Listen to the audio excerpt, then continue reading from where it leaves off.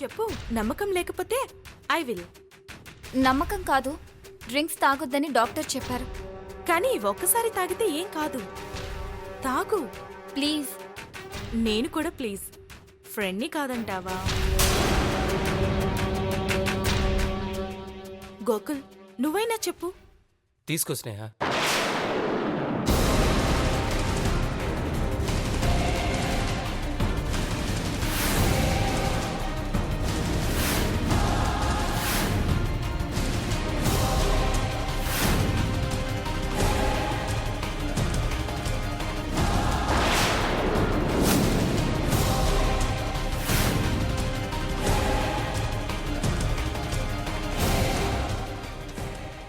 ఏంటి స్నేహ ఇది? డాక్టర్ ఏం చెప్పారు? ఇలాంటి డ్రింక్లన్నీ తాగొద్దన్నారా? గొంతుపోద్దని చెప్పారా? తాగకూడదు నువ్వు. సారీ నాయుడు బావా. ఇలాంటి పార్టీల్లో ఎవరెవరో ఏయో కలిపేస్తుంటారు. జాగ్రత్తగా ఉండాలి మనం.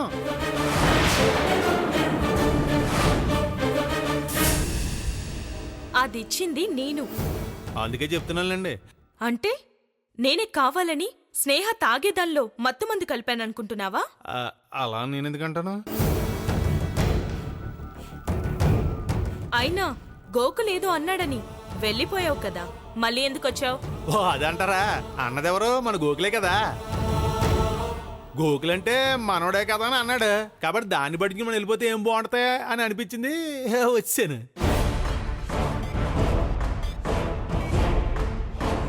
నువ్వు నాకు మాట ఇవ్వాలి. నేను ఇచ్చేంత వరకు నువ్వేది తీసుకోకూడదు. నీకు ఎవరేమి ఇచ్చినా నాకు చెప్పకుండా తినకూడదు, తీసుకోకూడదు. మాట ఇవ్వు అని డాక్టర్ చెప్పాడా? డాక్టర్ నాకే చెప్పారు. నీకేమైనా అభ్యంతరమా? అలాగే నువ్వు చెప్పినట్టే చేస్తాను నాయుడు బావా. చాలా థ్యాంక్స్ నేహ. అదేంటి బాబు, మేము ఆడుకుంటే మీరు అందరూ సైలెంట్ అయిపోయారు. మీరంతా తాగండి. కూర్చోండి, మీరు లతగారు కూర్చోండి. Carry on.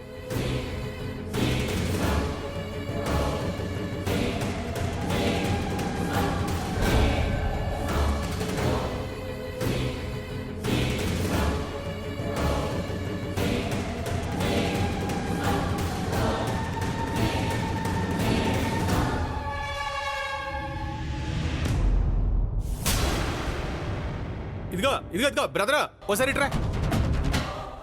దగ్గరికి రా. బాత్రూమ్ ఎక్కడా? అక్కడ ఉంది సార్. అక్కడ ఉందా? థ్యాంక్స్.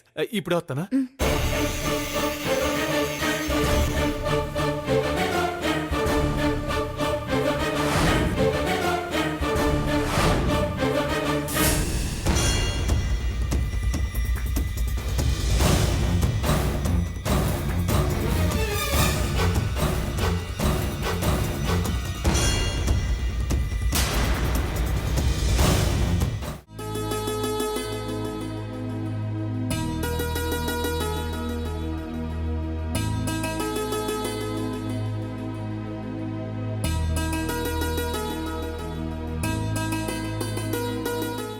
నువ్వెన్నైనా చెప్పు శేఖర్.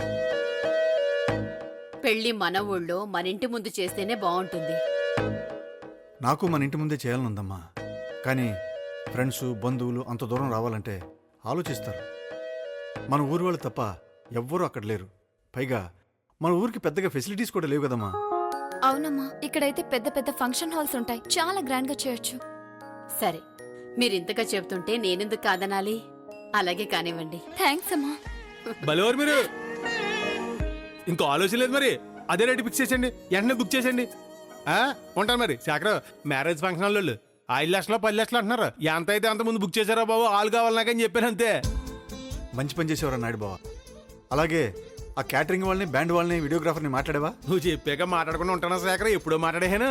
సాయంత్రం వస్తున్నాడు ఆల్బమ్ చూపించడానికి. ఇంకా మాట్లాడాల్సిన వాటిలో ఏమేం బ్యాలెన్స్ ఉన్నాయి? అబ్బో చాలా ఉన్నాయి అత్తయ్య. శుభలేఖలు, నగలు, బట్టలు, క్యాటరింగ్, ఇంకా చాలా ఉన్నాయి అత్తయ్య. అవన్నీ చూసుకోవడానికి మా వాళ్ళు ఉన్నారు కదా నాయుడు బావా. భలేదని అపర్ణ నువ్వు. ఎవరి పెళ్లిది? స్నేహ పెళ్లి. స్నేహ పెళ్లి నా చేతుల మీద జరగాలి. మీరంతా బయట పెళ్లి చూసుకోండి, ఈవెంట్లు. నేను మొత్తం అన్ని పనులు చూసుకుంటాను. ఎంతవరకు ఒక్క పని కూడా కాలేదు. కరెక్టే నాయుడు బావ. ఇంతవరకు ఫంక్షన్ హాల్ పని తప్ప ఏ పని జరగలేదు. అవునవును. ముందు శుభలేఖల సంగతి చూడాలి. పెళ్లి రోజు దగ్గర పడుతుంది. లేదంటే పెళ్లి రోజుని అందరికీ పంచాల్సి వస్తుంది శుభలేఖలు.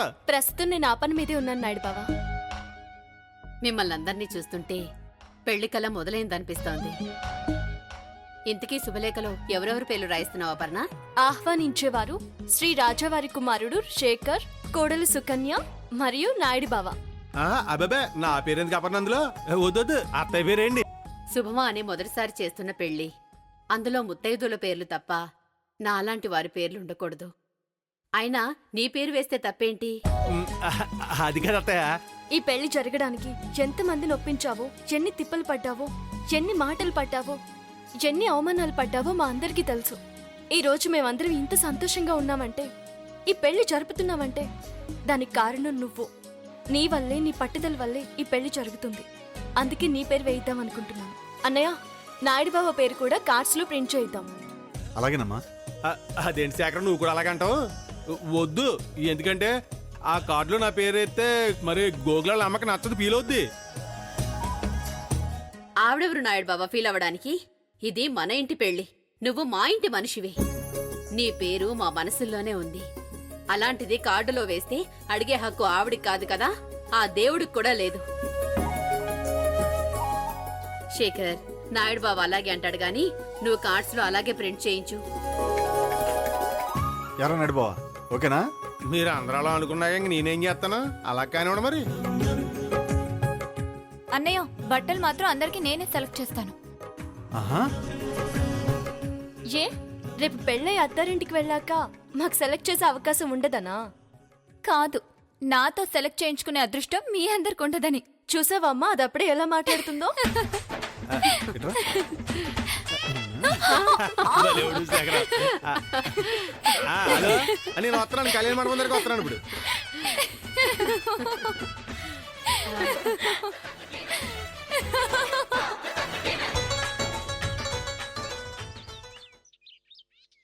అమ్మయ్యా, వీడి పెళ్లి కూడా వదిలిపోయింది. ఇంకో 10 రోజుల్లో వీడి పెళ్లి అయిపోవడము, ఆ మహాతల్లి ఇంటి కోడలుగా రావడము జరిగిపోతుంది. ఇదిగో ముందే చెప్తున్నా, అది కోడలుగా వచ్చాక నేను ఇంట్లో ఒక్క పని కూడా చేయను. ఇప్పుడు మాత్రం ఏదో వండబోతున్నట్టు. ఏంటి? అదేనే, ఇప్పటిలాగా అప్పుడు కూడా కూర్చుని ఎంజాయ్ చెయ్యి అంటున్నాను. Hi aunty. రామ్మలత, ఈయన ఈయన ఎంఎన్ రాజ్ గారని పెద్ద ప్రొడ్యూసర్. ప్రొడ్యూసర్ గారా? నమస్కారం అండి. నమస్తే. కూర్చోండి, కూర్చోండి. కూర్చోండి. Thank you. నేను మీ సినిమాలు చాలా చూశానండి. ఆ సినిమాలు చూసే ఇలా తయారైంది. నోరు మూస్తారా? ఇండస్ట్రీలో ఉన్న టాప్ ప్రొడ్యూసర్స్ లో నెంబర్ 1 ప్రొడ్యూసర్ ఈయన.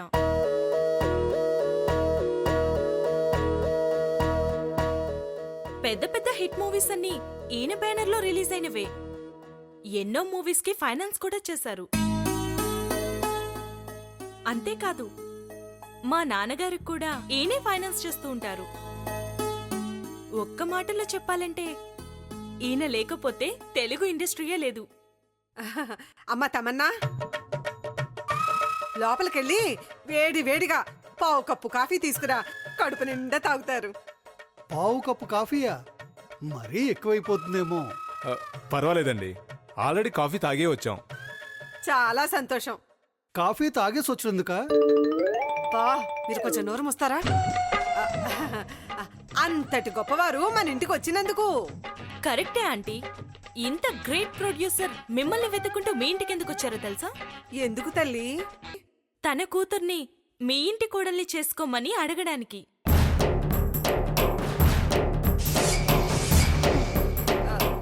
ఏంటేంటి? ఆయన కూతుర్ని మా కోడలుగా చేసుకోవాలా? అంటే మా గోకుల్ని మీ ఇంటి అల్లుడుగా చేసుకుంటారా?